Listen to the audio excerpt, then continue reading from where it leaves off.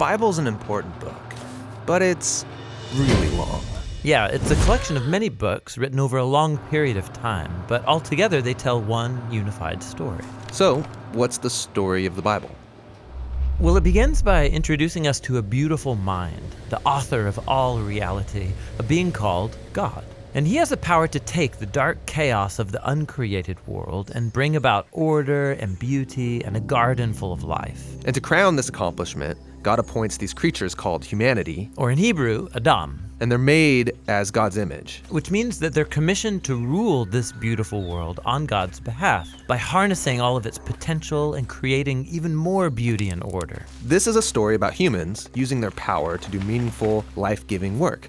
But the question is, how? Yeah, humanity now faces a choice that's represented by a fruit tree. So humans could partner with God and find freedom by trusting in his knowledge of good and evil.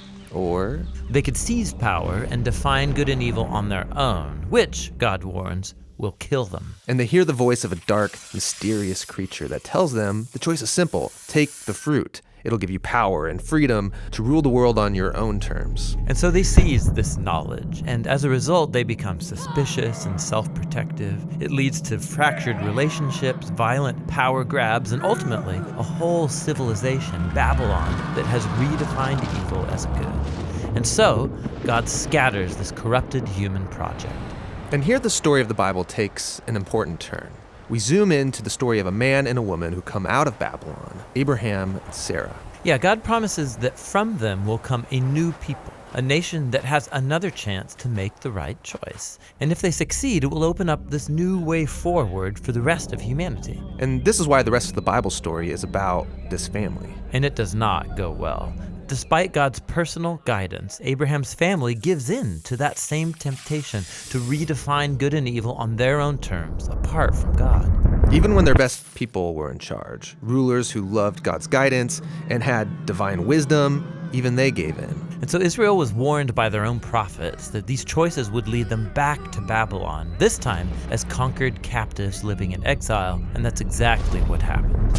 So even with God's personal guidance, Israel fails. Who can succeed? Well, the prophet said that the story wasn't over.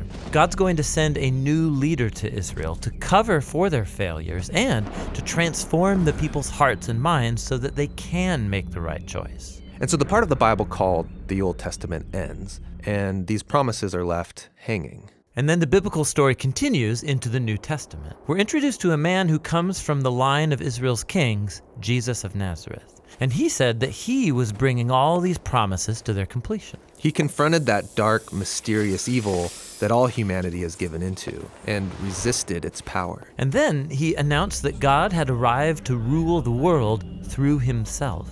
Jesus taught about God's definition of good and evil, and he said that real power is serving others. According to Jesus, it's people who love the poor and even love their enemies. These are the kinds of people who actually rule the world. And that's confusing, but also really beautiful. And so is the claim that the story goes on to make about Jesus, that he is God become human, to be for Israel and for all humanity what we could never be for ourselves. He came to take the consequences of our evil into himself, and his sacrificial love proved more powerful than evil, than even death itself.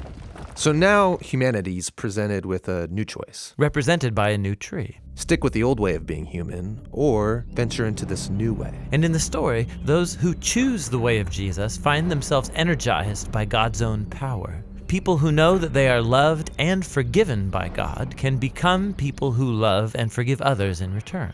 The Jesus movement quickly spread throughout the world, forming these new communities of people who follow the way of Jesus. But they faced problems. There was persecution from the outside by people in power, and inside there was confusion, even compromise. Yeah, because following Jesus is really hard. And so the movement's leaders, called apostles, they wrote letters to comfort and to challenge these communities to stay faithful to the difficult way of Jesus. And they're called to hope for the day when Jesus will come and change everything. And so the Bible ends by pointing to the future day, when all wrongs are made right, when evil is eradicated, heaven and earth are united, and humanity can rule the world together in the love and power of God.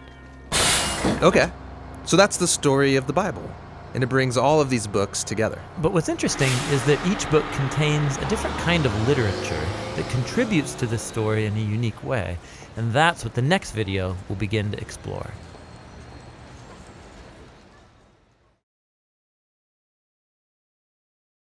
Hey everybody, thanks for watching this Bible Project video. This is part 2 of our How to Read the Bible series. We've got a lot more of these videos coming and a lot more videos. You can see it all on thebibleproject.com. We're a crowd-funded project, so you can support us on our website so we can make more videos and also download free resources there.